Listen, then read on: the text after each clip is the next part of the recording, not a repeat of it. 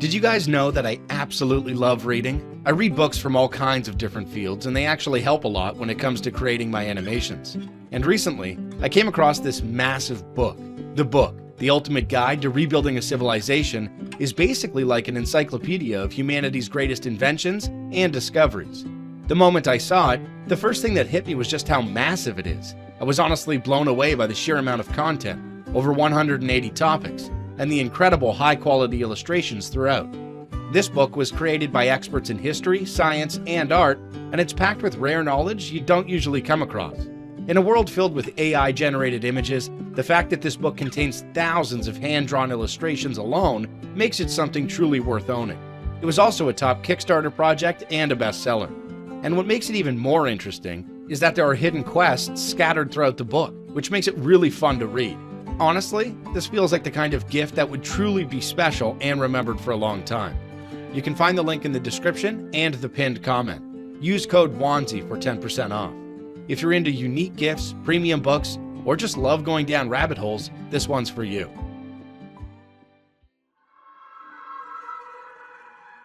My name is Jasper. I'm a Dutch guy in my mid-20s, and I've been working as a security guard for about 3 years now. After being an event security officer for about 2 years, I started working for a security company that handled other kinds of jobs, including night shifts at places not related to events, and providing security at a few campgrounds. Since I worked a lot for this company and they grew to trust me, despite being a relatively new colleague, they asked me if I wanted to take on a job at one of these campgrounds, as it would provide a lot of hours. I agreed, thinking it would be a good opportunity to earn extra money and gain experience. Security is something I'm really passionate about. The work days and hours were long. I often worked 6 or 7 days a week, always in the evening from 8 p.m. to 3, 4, or sometimes even 5 a.m. For the sake of the story, I'll fast forward a bit. Quite a few things happened during that time, such as drunk guests, a man overdosing in his caravan, and even a woman having a schizophrenic episode in the middle of the night. In any case, none of those events stood out compared to what I'm about to tell you. The campground was large, and I was given a bicycle to get around more easily. One of my primary tasks was to patrol the grounds, since there was a curfew after 10 p.m., after which kids and teens weren't allowed to wander outside their tents or hang around playgrounds. While I built a pretty good rapport with the younger crowd, they were still kids, and they didn't really follow the rules. This led to the manager of the campground and my supervisor expanding my duties. Behind the campground, there was a forest with a large outdoor theater where music events were occasionally held. While it technically wasn't part of the campground, the kids would often go there at night and gather behind the stage. This was illegal, since you're not allowed to be in forests after sunset in the Netherlands, and it also violated the campground's curfew rules. So I was assigned to check the forest and the theater during my patrols. Now, I'm a big guy, about 6'5", and well-trained in self-defense, so a pitch-black forest didn't really scare me. I had caught kids out there plenty of times by sneaking up on them. Of course, to do that, it's important to stay quiet and low, which meant I didn't use my flashlight most of the time. One night, while patrolling as usual, I went into the forest to check it out.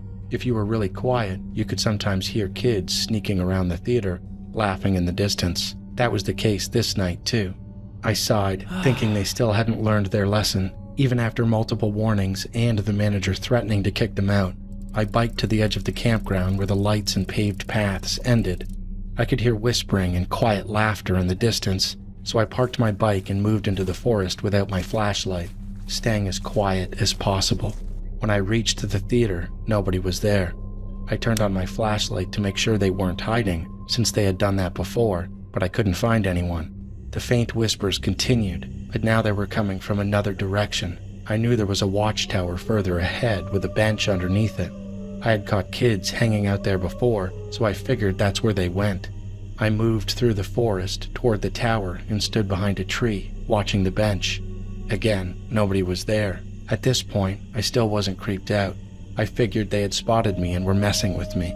My last thought was that maybe they had climbed all the way up the tower. The whispers stopped. Then suddenly, I heard a young man scream from above me. I immediately turned on my flashlight and pointed it toward the high watchtower. That's when it happened. It all happened incredibly fast, yet I remember it like it was in slow motion.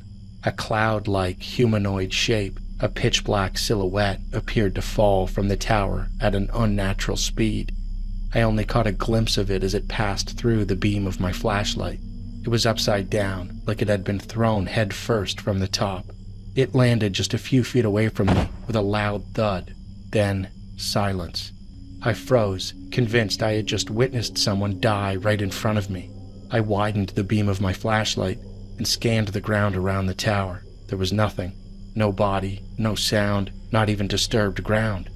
My heart started pounding louder and louder as the forest grew completely still.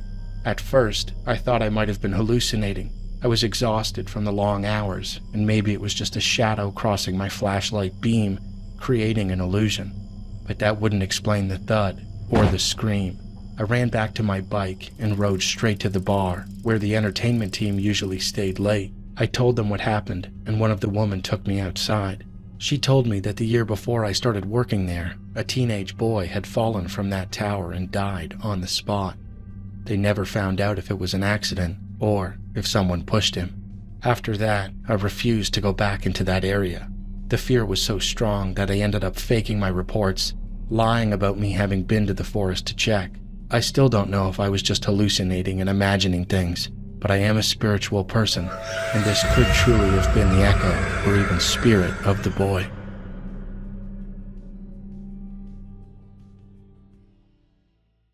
In the mid-2020s, when the pandemic was in full swing, I had an experience that I will never forget. Honestly, it was a very brief moment, but that moment silenced all the doubts I had about ghosts and supernatural phenomena. I have loved horror content my whole life, from movies like Annabelle to creepy YouTube videos about supernatural rituals. I was fascinated and used to binge watch them. I even used to say that I wanted to see a ghost in real life, just once. But after that afternoon, I never had any of those thoughts again. It was around 3:30 p.m. that day, and it was raining. It was cloudy, dark, and quiet. My family had ordered groceries from a grocery chain called Big Basket. We had started using delivery since everyone had come to rely on online services due to COVID-19. Because of an address error, the delivery person told us to come out onto the street. My father went outside to pick it up and locked the front door.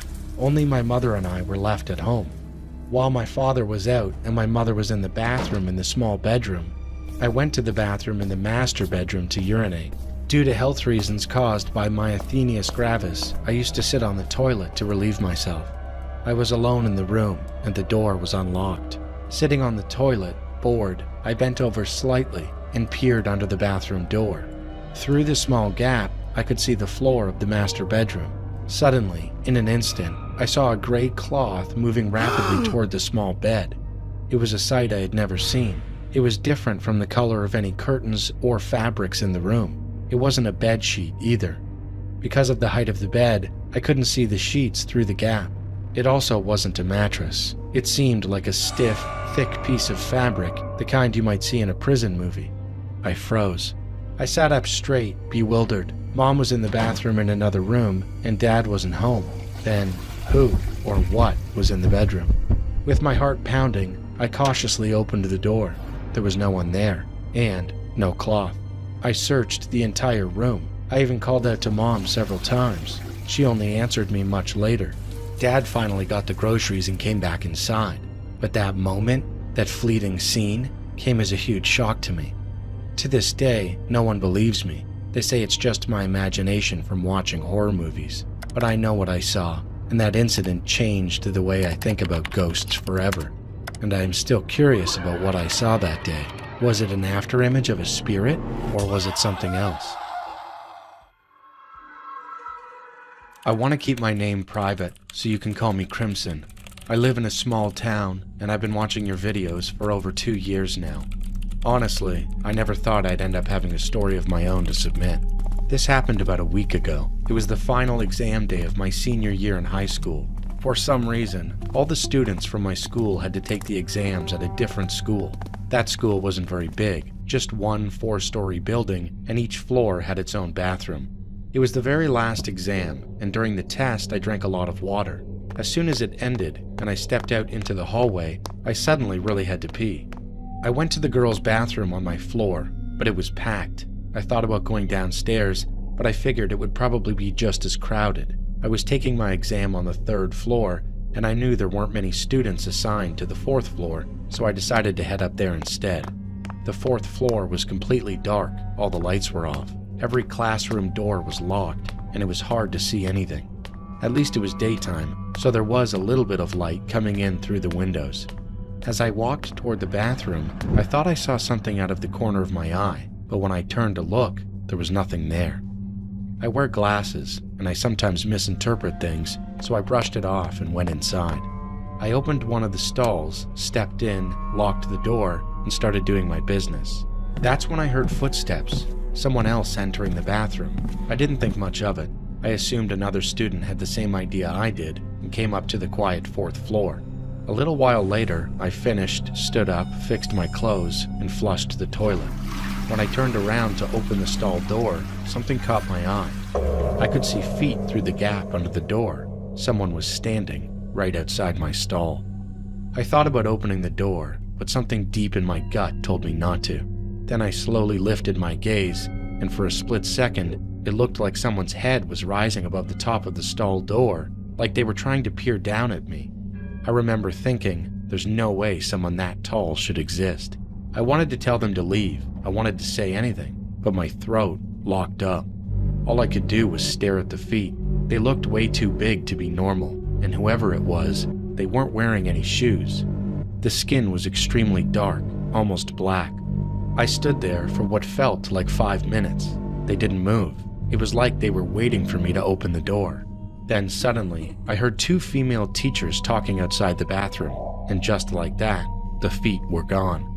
I let out a shaky breath and waited another couple of minutes before finally stepping out of the stall.